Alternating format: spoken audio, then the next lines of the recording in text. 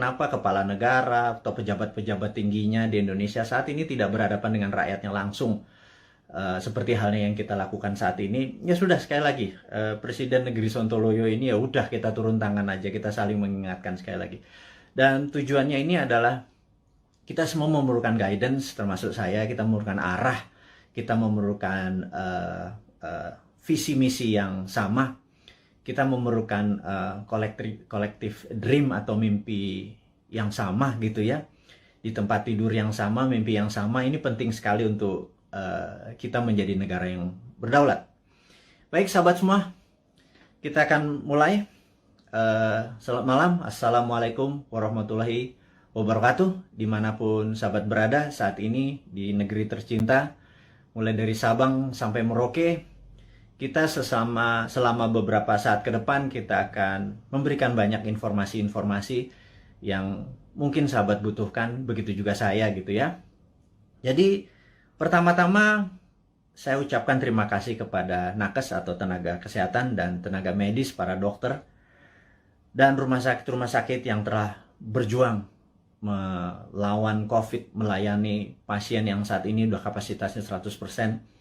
Dan siapapun yang saat ini terpapar dan lagi isolasi mandiri, semoga kesehatan dan kesembuhan dapat segera didapati, sehingga imunitas tubuh kita terhadap virus menjadi sangat kuat. Dan sekali lagi, waktu kita terpapar COVID itu bukan death sentence atau hukuman mati. Itu adalah perjuangan. Dan sekali lagi, terima kasih kepada tenaga kesehatan, tenaga medis, rumah sakit. Anda pejuang terdepan. Anda adalah pejuang-pejuang yang membawa bambu runcing yang mengalahkan penjajah itu. Dan saya dari hati yang dalam dan kita kaum New Mind mengucapkan selamat dan terima kasih berkali-kali. Terus semangat, terus semangat. Kami bisa apa? Kami hanya bisa menerapkan protokol kesehatan di manapun kami berada, dan kami mengurangi kegiatan berjumpa dengan banyak orang. Kami taat, dan kita harap hal ini semua bisa terlewati. Kita tahu bahwa saat ini pemerintah lagi berjuang dengan gayanya, dan semua negara juga berjuang dengan gaya masing-masing, tapi ada yang sudah lewat.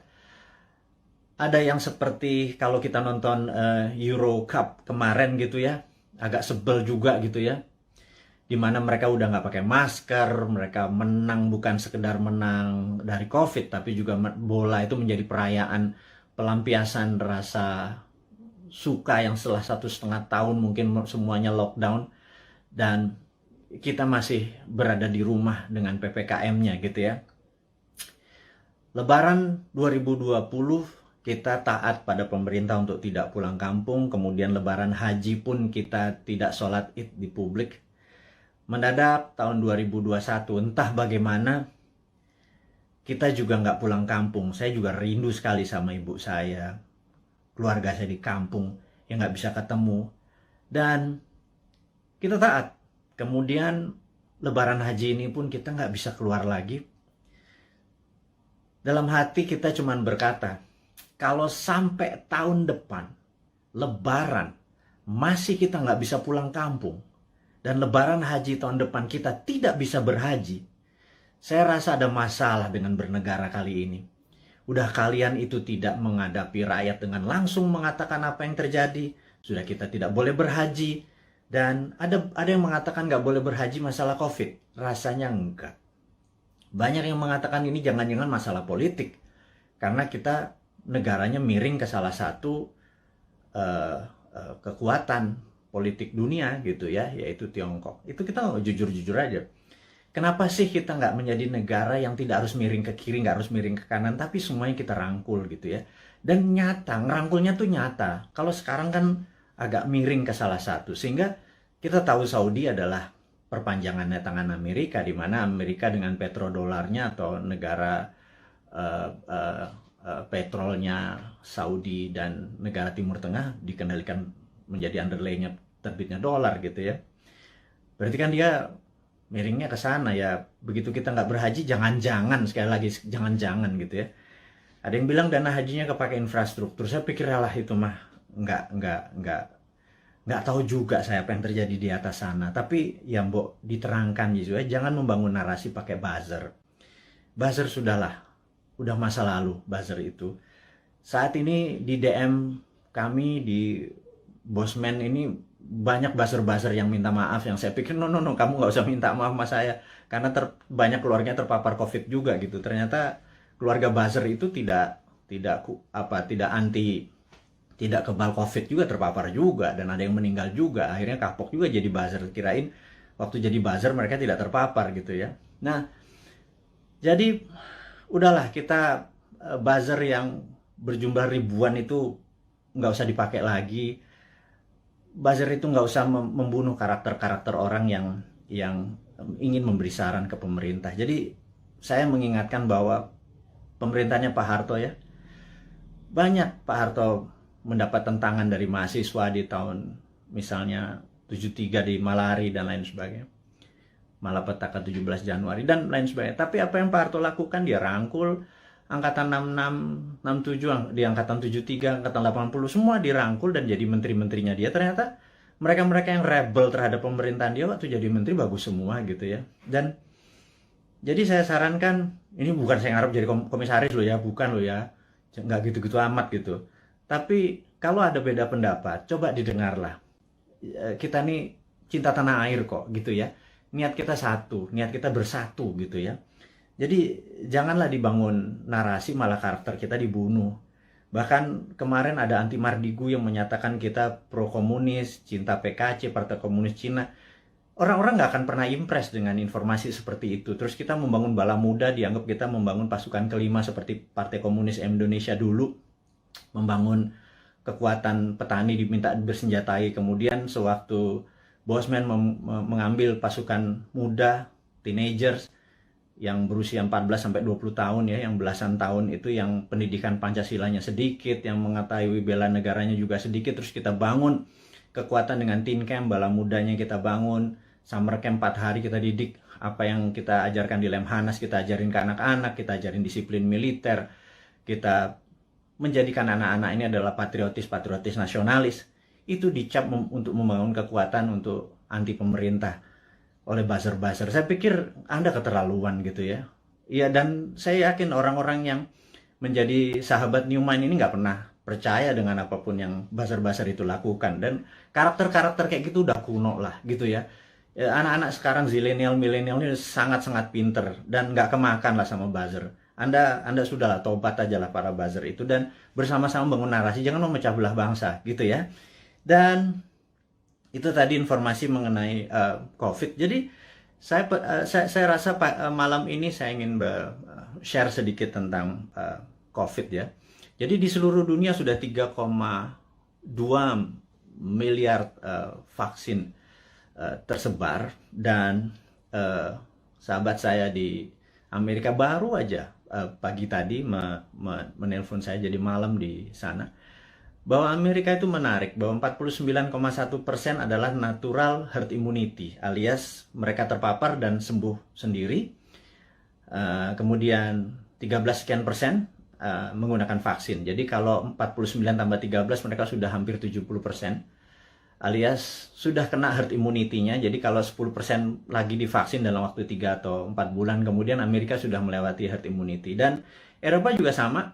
Saya pernah menceritakan di video narasi bahwa pemerintah Belanda menyatakan menggunakan herd immunity. Jadi benar-benar dilepas warganya, dikasih vitamin, dan sistem rumah sakit dikuatin dan dilindungi mereka-mereka yang rentan, ada komorbid dan usia tua.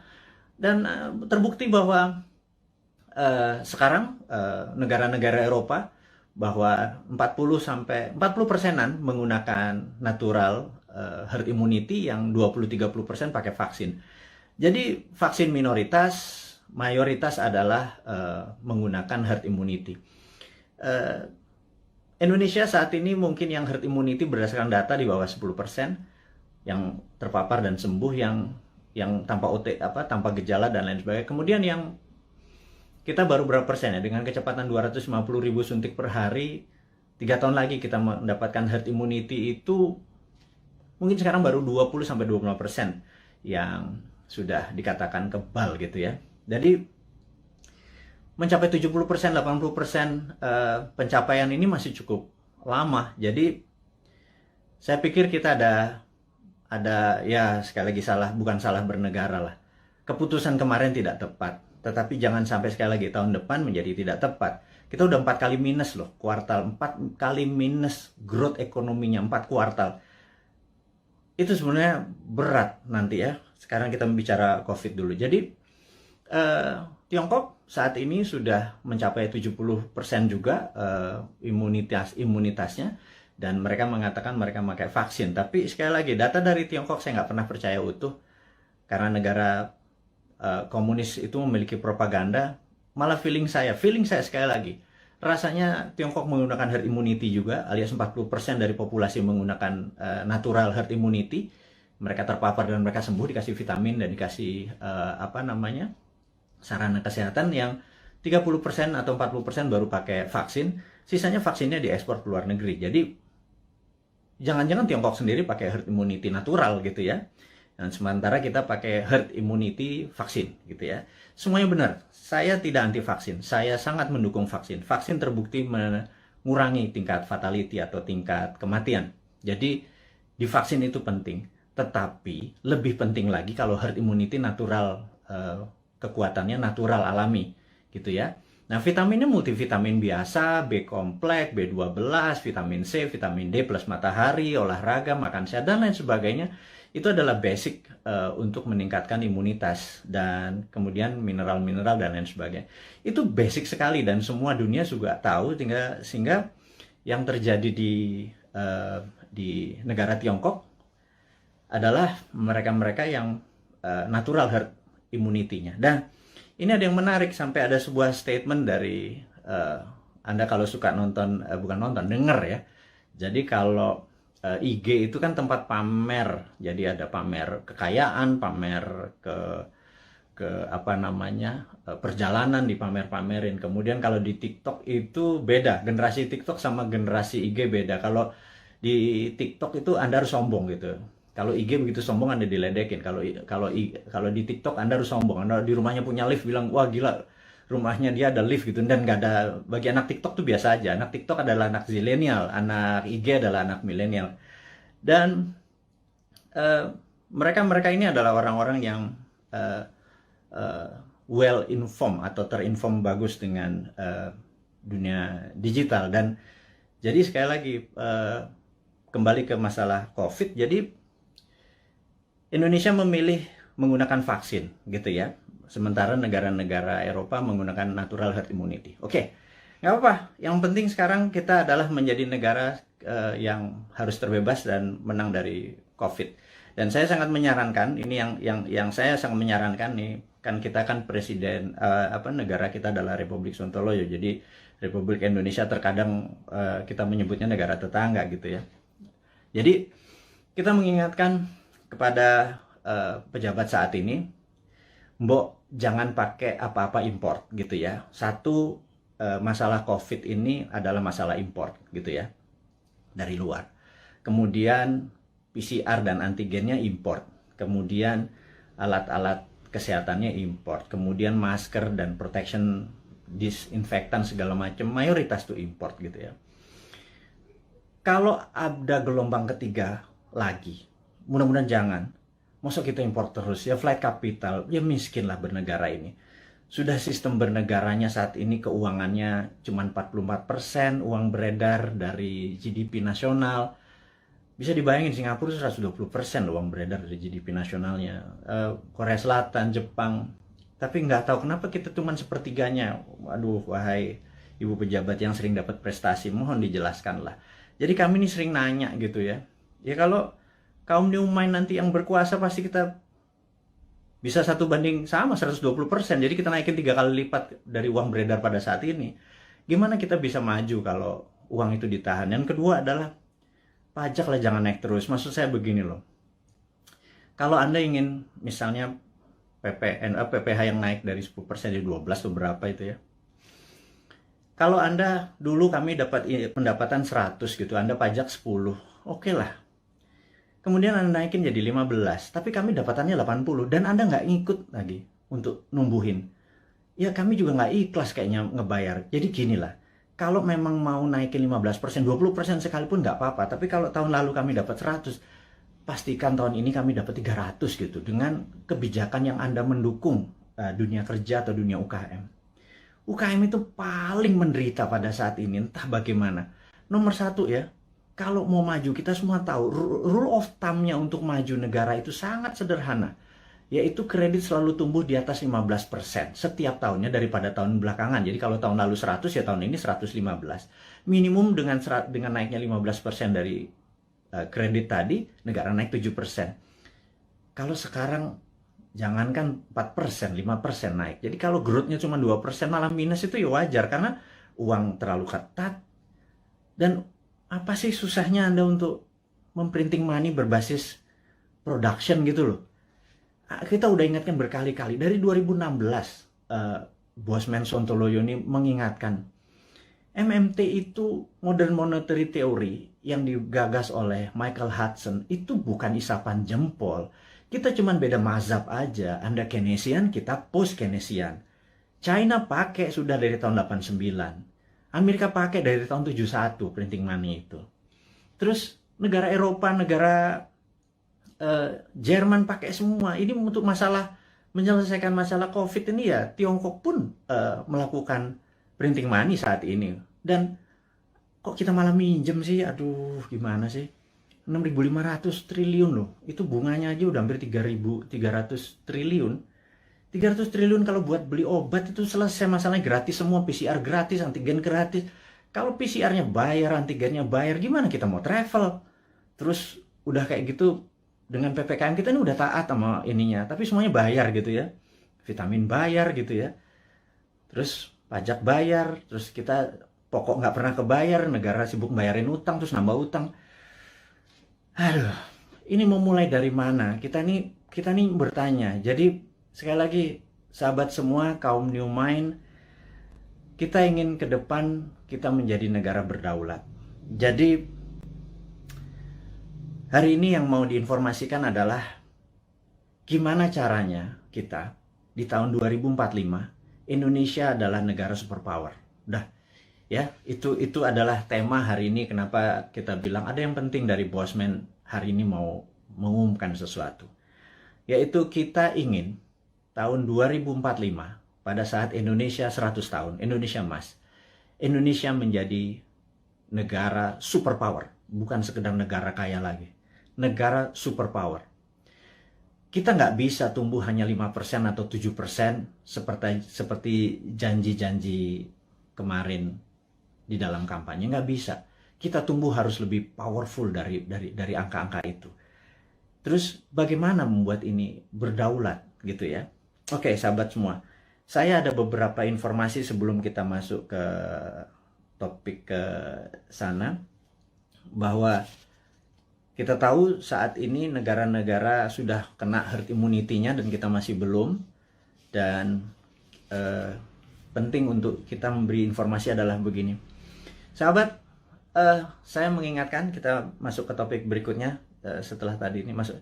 Jadi beberapa kali kita kalau naikin informasi di IG, toto bisa hilang gitu ya. Kemudian di sosmed yang lain seperti YouTube, channel kita sering di warning, sering diperingati dan hilang. Di Facebook, jadi kita udah berapa kali hilang, terus 7 kali kita diperingati Facebook, IG, Twitter kita hilang, terus YouTube kita pernah hilang gitu ya. Dan ternyata saya baru memahami setelah algoritma teman-teman melihat dan dilaporkan, ternyata cara menghilangkannya gampang. Begitu mereka tidak ingin video atau tulisan segala macam itu, sekelompok buzzer adalah menginformasikan, melaporkan bahwa ada unsur porno, ada unsur dan lain sebagainya, sehingga pemilik sosial media yang tidak bisa berbahasa Indonesia itu pokoknya dapat laporan, terus mereka kasih peringatan kita gitu ya. Agaknya ide-ide kita ini sudah mulai menakutkan baik globalis di internasional ataupun pemikiran bernegara. Padahal kita tidak berniat untuk revolusi, berkudeta. Kita ingin negara kita utuh dan kita ingin negara kita menjadi negara berdaulat di 2045. Kita tidak tergantung pada negara asing gitu ya. Yang kita tanyakan misalnya pada saat kita taat tapi TKA asing masuk. Anda datang deh jam 12 malam, jam 2 malam ke Soekarno-Hatta ya, pakai masker ya, sama disinfektan.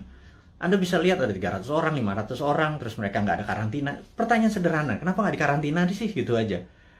Segitu kuatnya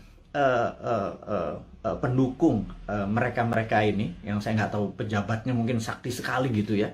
Sehingga waktu kita peringati kenapa mereka bisa masuk, kenapa kita taat terus mereka asing bisa masuk, terus mereka bisa ikut bersama-sama commercial flight dengan warga negara Indonesia lainnya, mereka tidak bisa berbahasa Indonesia. Dan jawabannya adalah jangan macam-macam, suruh diam kau gitu ya, karena nanti kalau negara itu tidak mau invest di Indonesia, Indonesia bisa rugi. Itu kalimat yang benar-benar menurut saya, lo gila ya, jangan gitulah.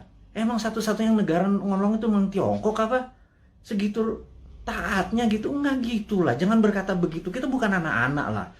Berbicara yang lebih elegan sedikit, dengan data, dengan santun, jangan membentak, jangan menghardik gitu ya.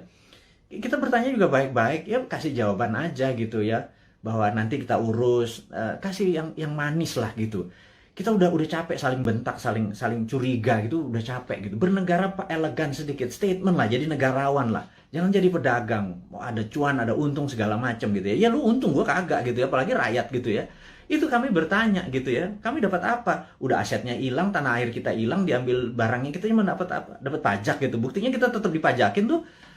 Terus apa? Dari apa untungnya gitu ya? Terangin aja, ini untungnya segini. Kalau kita yang tahu adalah aset kita hilang, nikel kita gone, digantikan dengan apa gitu. 20 tahun lagi, Anda ingat, saya pernah ke Nauru. Nauru itu negara menarik. Dulu dia penghasil P2O5 atau fosfat. Wah, kayanya bukan main.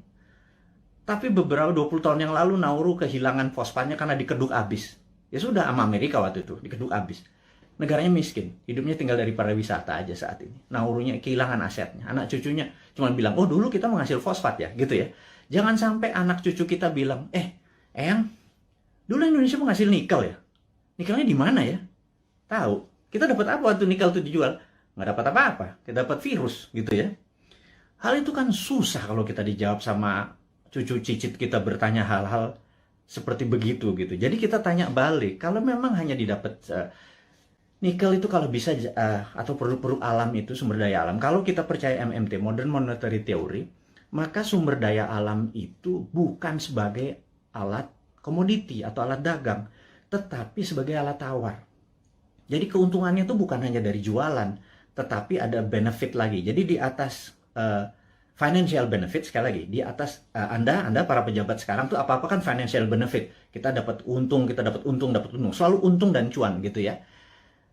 Cara bernegara segitu kesannya kayak anak TK gitu ya. Karena kalau cara bernegara di atas keuntungan materi, itu ada namanya humanitarian benefit, keuntungan atas nama kemanusiaan. Terus ada namanya nasionalis, keuntungan untuk negara gitu ya.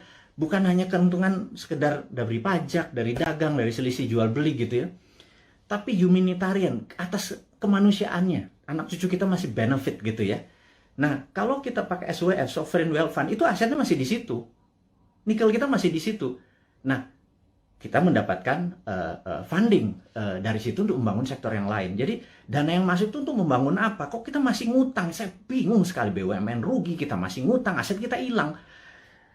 Kami hanya bertanya loh ya, ini bukan ngomong terus yang dihardik lagi gitu ya. Ini hanya bertanya. Kami ini gelisah, Pak. Kami ini ingin menjadi negara berdaulat dan kami ingin terbukalah. Karena itu, karena kalian tidak berbicara selama PPKM ini, ya sudahlah.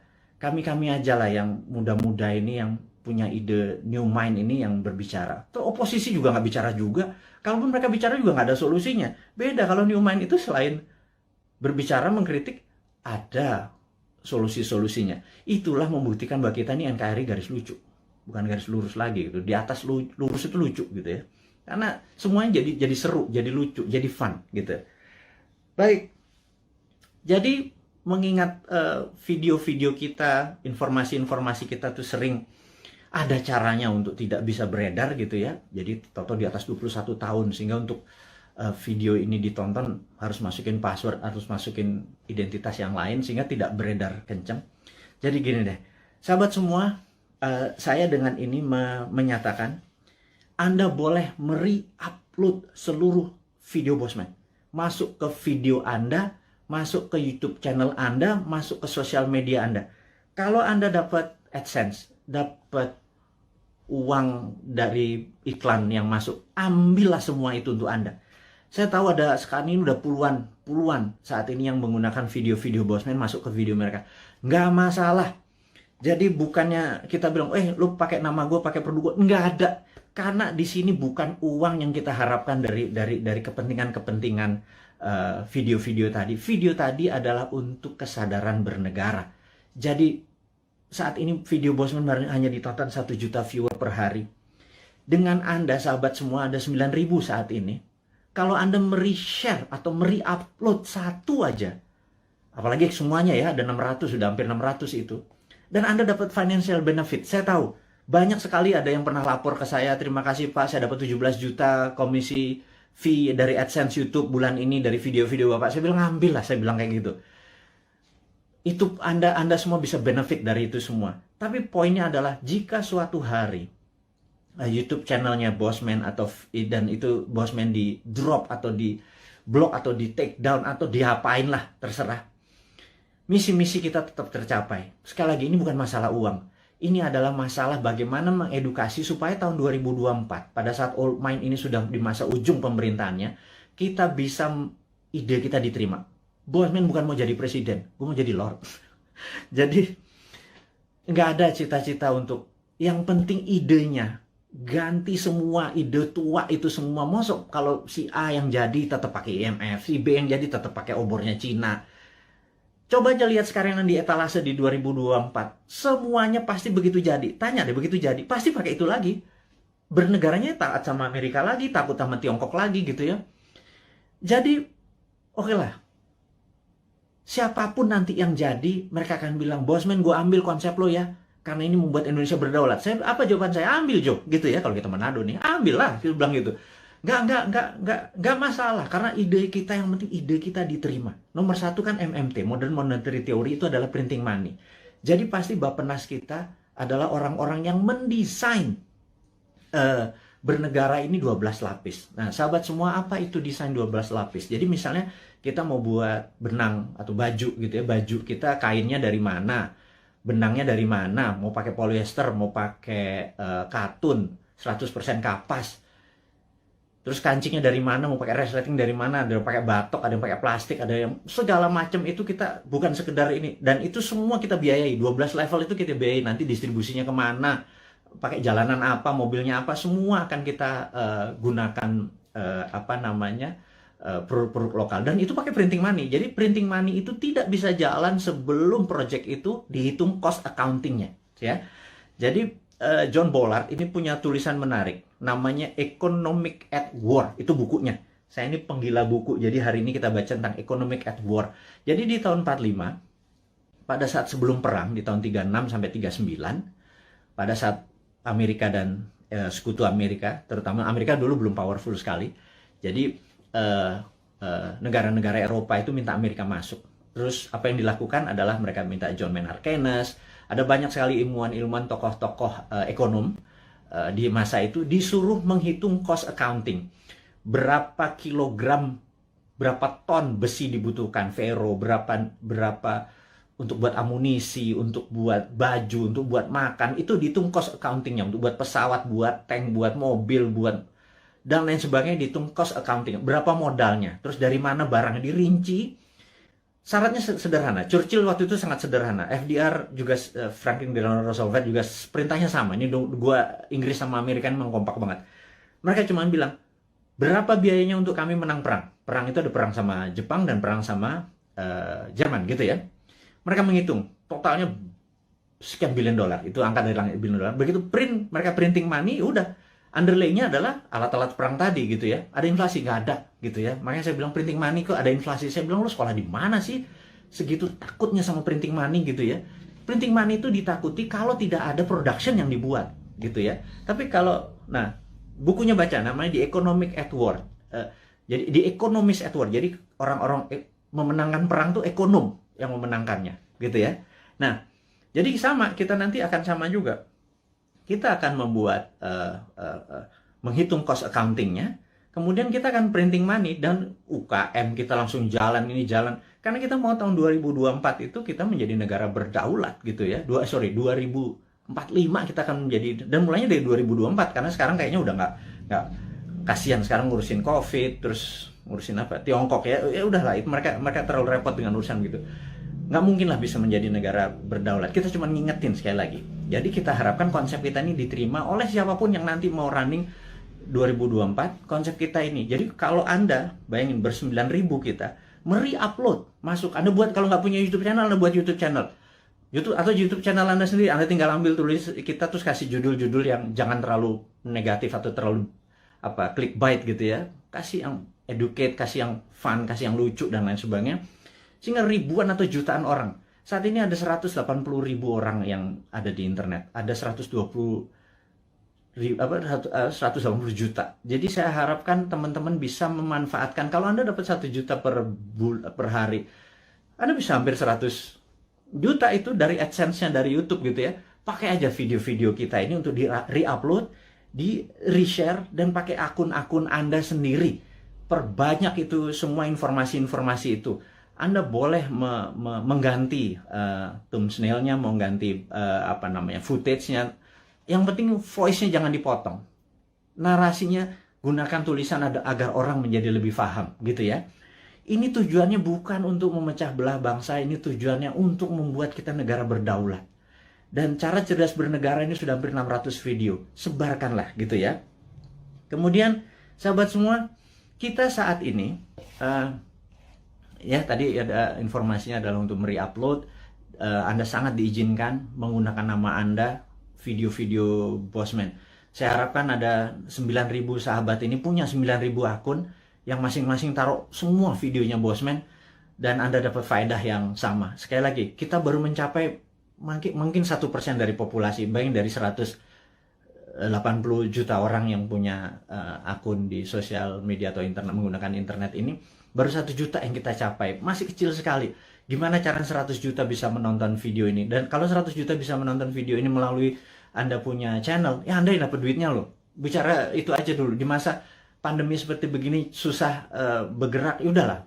YouTube channelnya Anda aktifkan gitu ya. Mudah-mudahan jadi faedah ini bersama. Dan saya mengingatkan bahwa saat ini kita tahu bahwa kita berperang, dunia saat ini berperang. Contohnya lagi. Bisa dibayangkan bahwa di dunia yang Perang Dunia Pertama, yaitu tahun 1914 sampai 1918, 4 tahun. Itu Perang Dunia 1. Kemudian Perang Dunia Kedua 40 sampai 45, 5 tahun. Dan kita tahu 2016 waktu Trump menyatakan menjadi presiden, 2017 Trump declare war ke Tiongkok. Tapi bukan world war, bukan perang dunia, tetapi adalah economic warfare dengan salah satu strateginya menggunakan trade war, perang dagang. Itu terjadi, dan begitu itu terjadi maka di tahun 2017 sahabat semua ingat, kita mengingatkan dengan waktu itu belum pakai YouTube. Di 2019 kita mengingatkan bahwa everything start with the economic warfare, diakhiri dengan military war gitu ya. Dan di tahun 2020 untuk menjatuhkan Trump, globalis dan Demokrat Amerika menggunakan tool yang namanya biological warfare, yang namanya COVID, untuk menyerang Amerika. Dan pada saat itu yang disarankan oleh mereka menggunakan masker, tapi Trump punya analisa sendiri bahwa kalau peristiwa dari Spanish flu itu ada 3 gelombang. Jadi gelombang pertama tertinggi, kedua agak rendah, ketiga terendah. Tapi virus pertama itu paling lemah, kemudian agak kuat, terakhir yang paling kuat gitu ya. Nah, jadi pada saat terlemah ini semua orang terpapar aja supaya tingkat herd immunity-nya tercapai. Dan yang terjadi oleh Trump dilakukan adalah dibebasin aja, toh mereka punya operating sistem dari kesehatannya terbaik di dunia. Dan ternyata terbukti sekarang 49%, 49,1% di Amerika menggunakan herd immunity natural. Dan ini adalah, ya tapi sekali lagi Trump kalah dengan 4 negara bagian yang dalam tanda petik dicurangin katanya. Tapi itu negara Amerika, bukan negara kita. Tapi dia adalah salah satu polisi dunia yang berkepanjangan. Ternyata Biden ini mengambil konsepnya Trump untuk masih berperang juga dengan Tiongkok. Jadi, dan itu adalah perang dunia negara. Kita nggak ikut-ikutan. Tetapi kita di dunia ini perang dengan makhluk yang tidak kelihatan yang namanya virus corona atau COVID gitu ya.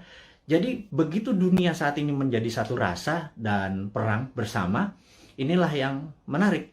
Bahwa kita harusnya sudah menggunakan war mode atau ekonomiknya at war. Jadi ekonomi itu ada 3, economic at normal condition, economic at crisis, dan economic at war. Jadi harusnya bernegara itu pakai economic at war. Sayangnya sekali lagi mereka nggak paham saat ini, old mind yang berkuasa ini nggak paham bahwa ekonomi at war tuh gimana ya gitu ya. Sekali lagi, aduh, itu kadang-kadang kita mengelus dada gitu ya, kok ya beda lagi strateginya, ya nggak pakai ngutang jelasnya gitu ya. Harus berdikari, berdiri di atas kaki negeri, every country for their own, negara ngurusin sendiri. Jadi begitu kita masuk perang dunia, yaitu 2020 kemarin, 2021 saat ini kita masih dalam keadaan perang, dan WHO serta World Bank sudah mengumumkan bahwa perang ini diperkirakan berakhir tahun 2025. Jadi perang ini masih panjang, sahabat semua. Perang ini kan perang besar itu kan ada battle perang, pertempuran kecil gitu ya. Ini masih banyak di Jawa sekarang, di Bali itu masih ada pertempuran kecil. Dan kita harus menangkan pertempuran itu untuk memenangkan peperangan. Jadi bayangin kalau kita baru selesai tahun 2025. Jadi baru sebagian yang tahun 2022 lepas sebagian, 2023 lepas sebagian, dan lain sebagainya. Nah, kalau melihat kayak gini mood-nya atau apa ya, cara bernegara saat ini tidak juga memahami ini World War III, perang dunia ketiga, karena perang benar, semua negara perang kok masih nggak declare juga sebagai perang dunia. Ini akan berbahaya bernegaranya. Jadi ya udah, kita sebagai kaum Sontoloyo mengingatkan kaum New Mind ini, Presiden Republik Sontoloyo mengingatkan kaum New Mind, sahabat semua, ini adalah war mode gitu ya. Sahabat semua, ini adalah World War III. Sahabat semua, kita harus kompak. Sahabat semua, kita harus membangun kekuatan bersama gitu ya. Sahabat semua, kita nggak usah bergantung pada negara lain. Kita bergantung pada kekuatan tanah air sendiri. Nah, gimana cara bergantung pada tanah air sendiri nih? Nah, ini informasi berikutnya mau diumumkan. Jadi sahabat semua, kalau Anda punya UKM, sekali lagi, Anda punya UKM, Anda perlu dana. Saat ini di Santara ada sekitar 2 triliun dana dengan 280.000 investor receh ya. Sederhana ya, 280 investor tuh anggap masing-masing naruh 10 juta rupiah aja untuk invest di portfolio keuangannya, mau invest di UKM Anda. Jadi kalau 10 juta dikali 280 itu 2,8 triliun. Jadi ada 2 triliun. Sahabat semua, kalau Anda punya UKM, Anda perlu dana. Anda lihat di IG, di wall IG, maka di situ udah ada informasi, kirimkan Anda punya, ada 7 persyaratan, Anda perlu uang berapa, apa yang Anda butuhkan, bisnis Anda seperti apa, dan lain sebagainya, dan kita akan review di 280.000. Dan bagi Anda yang saat ini bingung mau ngapain, bisnis baru kan susah, tapi kalau Anda punya uang, Anda join sebagai investor untuk membantu UKM. Jadi Santara adalah penghulu untuk menghubungkan si cowoknya adalah si investor, si ceweknya adalah si UKM. Dan saat ini Santara adalah perusahaan terbesar dan nomor 1 leading di perusahaan urun dana, ECF, Equity Crowdfunding, dan ini adalah kontribusi dan itu adalah kontribusi dari komunitas kita New Mind ini untuk membangun ekonomi Indonesia. Itu base-nya MMT kita kan pro pada UKM, pro pada bottom of pyramid. Jadi bukan yang piramid di atas, kita pro pada bottom of pyramid. Ini membuktikan bahwa kita bukan cuma konsep doang. Beginilah cara kita bergandengan tangan. Jadi tadi ya, nomor 1 kita re-upload, kemudian re-share apa yang kita punya informasi. Kedua adalah yuk gandengan tangan untuk membangun UKM. Karena UKM ini yang kuat terhadap masalah krisis ekonomi. Inilah yang membuat Indonesia nanti take off di 2045 adalah kekuatan UKM yang 40-50 juta itu. Tapi UKM itu mungkin kita bagi 3, ada kecil, mikro, kecil, dan menengah. Saat ini mungkin kita yang menengah dulu ya, ngapunten. Jadi kita belum bisa menolong yang mikro gitu ya, yang juga yang kecil gitu. Kita yang menengah dulu, pelan-pelan. Tangan cuma 2. Organisasi kita masih muda gitu ya, baru 3 tahun. Tapi sahabat semualah yang bisa membuat kita bisa menolong menengah, kecil, dan nanti yang ke mikronya gitu ya. Makanya yuk gandengan tangan kita invest di UKM. Nah, kemudian ada lagi yang kami mau umumkan sekali lagi, teman-teman, bagi mereka yang saat ini ada kondisinya kita tahu nggak stabil ke depannya, tidak ada yang terbaik daripada uang Anda ditaruh di gold atau di emas gitu ya. Jadi daripada, dan emas itu kalau pakai fisik kan bisa bermasalah. Sebentar lagi Dinaran akan menerbitkan ATM Gold. Jadi Anda bisa buka rekening, beli emasnya.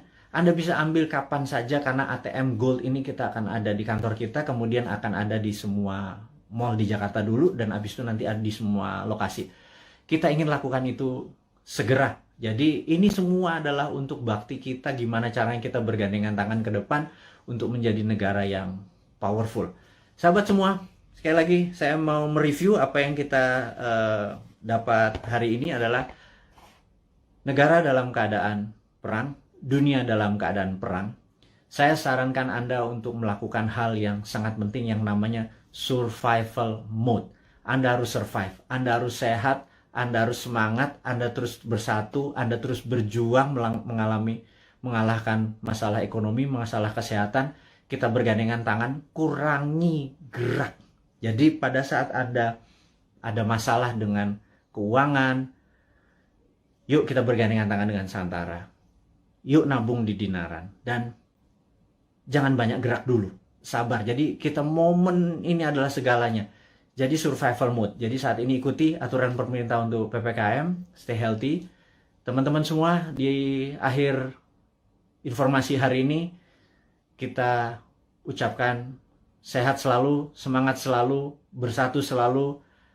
Gunakan seluruh kekuatan Anda untuk membangun Indonesia. Terus berprasangka baik, terus kompak. Dan percayalah Indonesia akan menjadi negara berdaulat di tahun 2024 mulainya, dan di 2045 Indonesia akan menjadi negara superpower. Dari saya, selamat menikmati hari Minggu. Sukses buat Anda semua. Wassalamualaikum warahmatullahi wabarakatuh.